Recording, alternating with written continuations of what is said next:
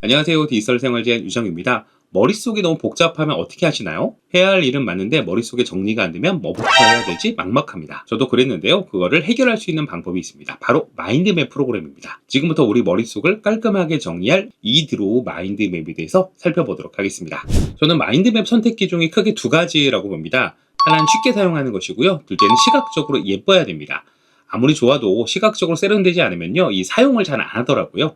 저희가 살펴보려고 하는 이드로우 마인드맵은요, 기본적으로 PC, 모바일, 태블릿 모두 다 연동이 가능하고요, 윈도우, 맥, 모든 스마트폰에서도 사용이 가능합니다. 마인드맵을 여러 가지를 써봤는데요, 기본적으로 시각적으로 예쁜 게 좋더라고요. 시각적으로 예뻐야지만 정리가 잘 됐다는 느낌이 듭니다. 자, 그래서 학생들은 공부 노트나 독서 노트 같은 걸 활용할 수 있고요. 직장인분들은 프로젝트 관리용으로도 사용하면 좋을 것 같습니다. 그리고 생각 정리가 잘 안 된다 하는 분들은 생각 정리용으로 사용하시면 좋을 것 같습니다. 자, 이드로우 마인드맵은 기본적으로 무료 다운로드 눌러서 설치해서 사용할 수 있고요. 바로 한번 들어가 보도록 하겠습니다. 자, 이드로우 마인드맵을 설치해서 제가 그 안으로 들어왔는데요.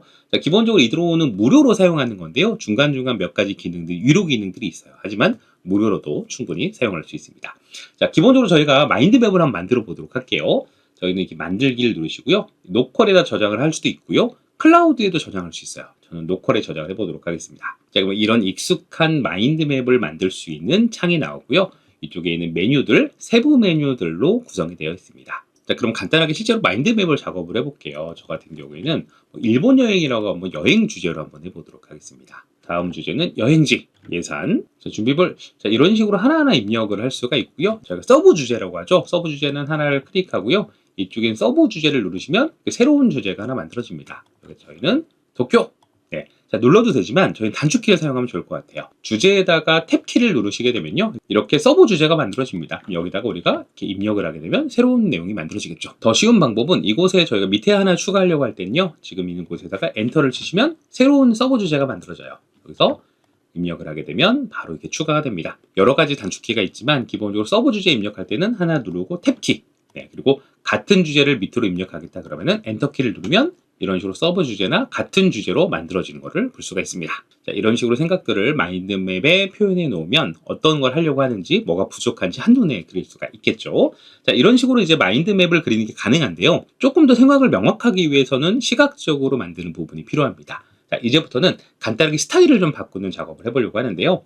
이쪽에 페이지 스타일을 누르시면요, 다양한 내용들이 있어요. 자, 저는 테마를 한번 눌러보도록 하겠습니다. 자, 그러면 똑같은 마인드맵이 아니라 어떤 거는 모양을 좀 다르게 할 수 있고요. 여러 가지 디자인 양식을 가지고 우리 꾸밀 수가 있습니다. 테마 안에 하나를 클릭해 보면요, 도형의 색깔뿐만 아니라 선 색깔이 다 달라지죠. 마음에 드는 거를 하나 선택을 할 수 있습니다.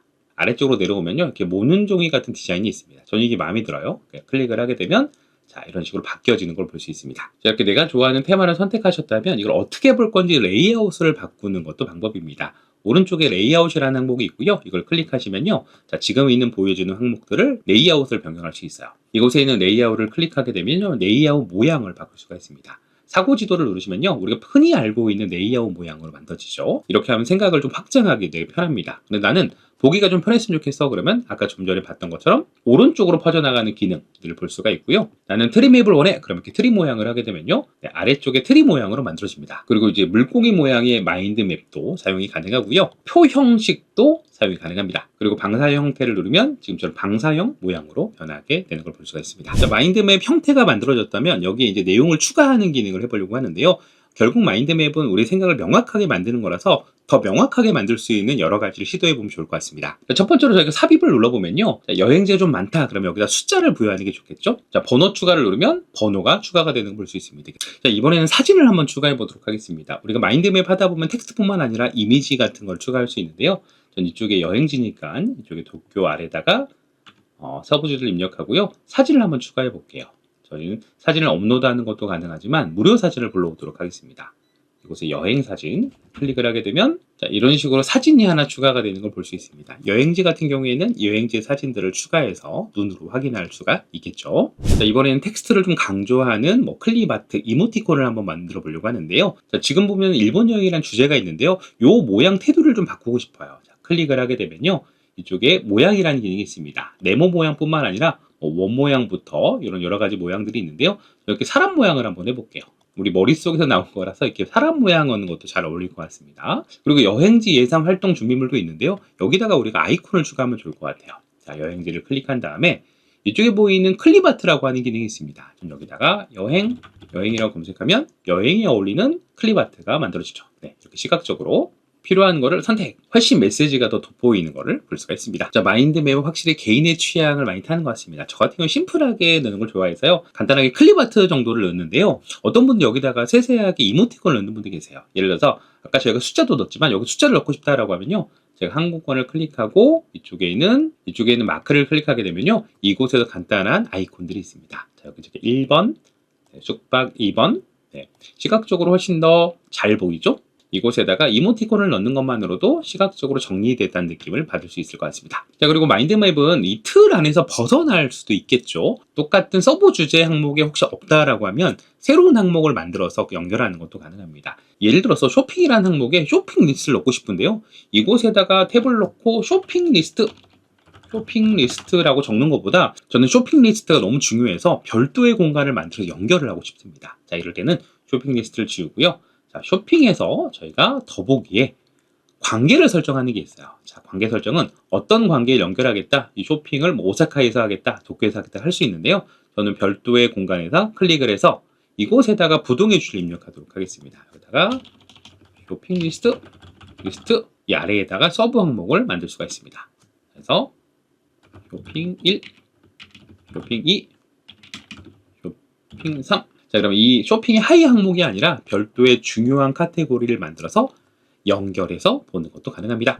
우리 머릿속에 중요하다고 생각하는 거를 별도로 끄집어내어 연결하는 것도 방법이고요. 자, 마인드맵이 만들어졌다면 보는 방식도 다르게 만들 수 있는데요. 지금 있는 마인드맵 형식으로 만들었지만 나는 다른 형식으로 보고 싶어 라고 하면 아웃라인을 클릭하게 되면 우리가 마크다운 형식이라고 하죠. 이런 방식으로도 볼 수가 있습니다. 서랍 형식으로 만든 게 칸반보드라고 하는 건데요. 이렇게 여행지, 예산, 활동 준비 이런 식으로 칸 형식, 서랍 형식으로 만들 수 있습니다. 칸반보드는 이렇게 서랍 형식이라서요. 내가 옮기거나 다시 왔다 갔다 하는 것도 가능합니다. 마지막 슬라이드 같은 경우에는 이걸 PPT로 만드는 것도 가능합니다.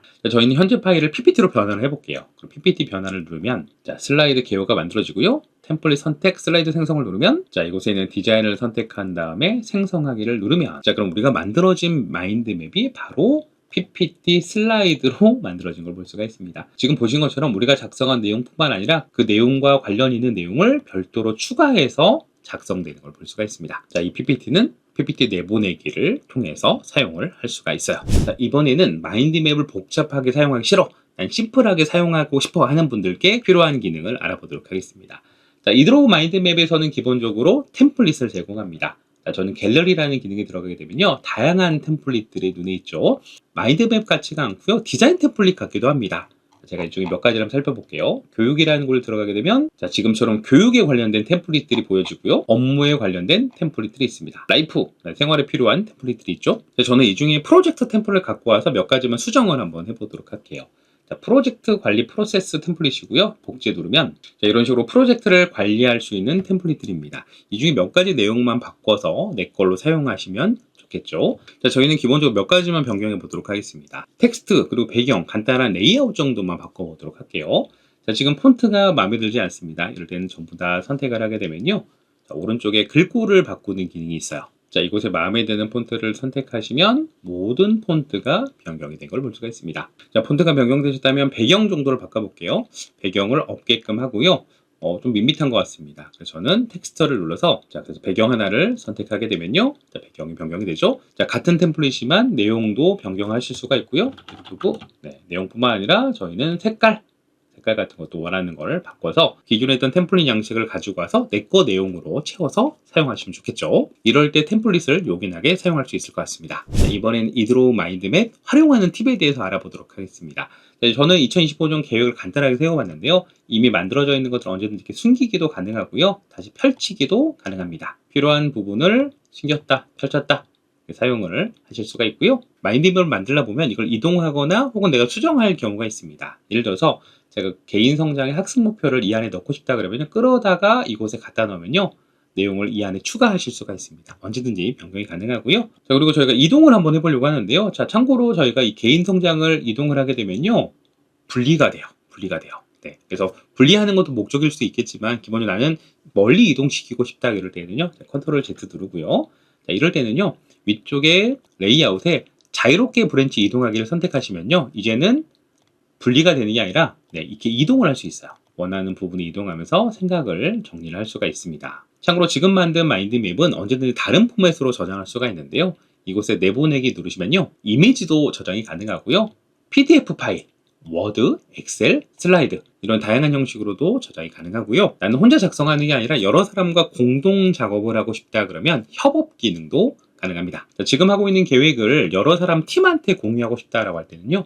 이쪽에 보이는 공유 버튼을 누릅니다. 여러 사람들과 공동 편집이 가능합니다. 물론 상대방도 이 드로우 마인드맵 아이디가 있으셔야 돼요. 저희가 활성화를 시키게 되면요. 자, 협업 모드를 켤 수 있는 형식으로 변환이 되고요. 계속하다. 자, 그리고 이 링크가 있는 사람들은 누구나 파일을 수정을 할 수가 있습니다. 자, 그러면 왼쪽은 저의 지금 화면이고요. 오른쪽은 시크릿 모드로 들어온 다른 사람의 화면입니다. 두 개를 좀 보여드리려고 하는데요.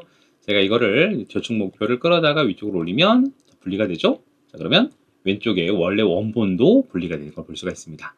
동시에 여러 사람들이 들어와서 공동 작업을 하게 되면요. 우리가 마인드맵 상태에서도 협업이 가능하다고 볼 수가 있습니다. 자, 마지막으로 이 드로우의 핵심 기능 중에 하나가 AI 기능이 탑재가 됐습니다. 요즘에 모든 도구에 AI 기능이 탑재가 되는데요. 마인드맵을 AI가 작성해 준다라고 볼 수가 있어요. 일체 포함이라는 탭에 AI 마인드맵 생성이라는 메뉴가 있는데요. 이걸 클릭해 보면요. 주제를 입력하면 자동으로 마인드맵을 만들어주는 기능입니다. 참고로 이건 별도의 AI 크레딧을 구매를 하셔야만 쓸 수 있는 기능인데요. 무료로 크레딧을 주기 때문에 일단 한번 써보시는 것도 가능할 것 같습니다. 저는 주제를 유튜브 크리에이터 되기라고 한번 해볼게요. 그리고 원클릭 생성을 누르면 이드로우 AI가 유튜브 크리에이터 되기라는 주제를 가지고 실제로 유튜브 크리에이터가 되는 과정들을 하나하나 전부 다 마인드맵을 작성하고 있습니다.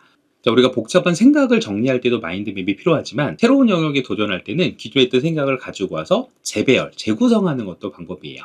그래서 이렇게 기존에 있던 생각들을 재구성해주면요. 장비 준비, 이런 거 필요하구나. 자, 저희는 스마트폰 카메라에 어떤 종류가 필요해라고 하면 여기서 내가 직접 탭을 눌러서 이런 식으로 추가도 가능하고요. 내가 입력하는 것보다 AI가 훨씬 더 찾아주는 게 더 편해라고 하는 분들은요. 저희는 외장 마이크를 클릭하고요. 이쪽에도 생성하기가 있어요. 이것도 AI입니다. 클릭을 하게 되면 하위 주제를 생성하겠습니다. 클릭을 하게 되면요. 마찬가지로 AI가 하위 주제들을 이렇게 자동으로 작성해 주는 걸 볼 수가 있습니다. 자, 이런 식으로 AI를 활용하게 되면 생각이 막혔을 때 그거를 뚫어주는 역할을 할 수 있을 것 같습니다.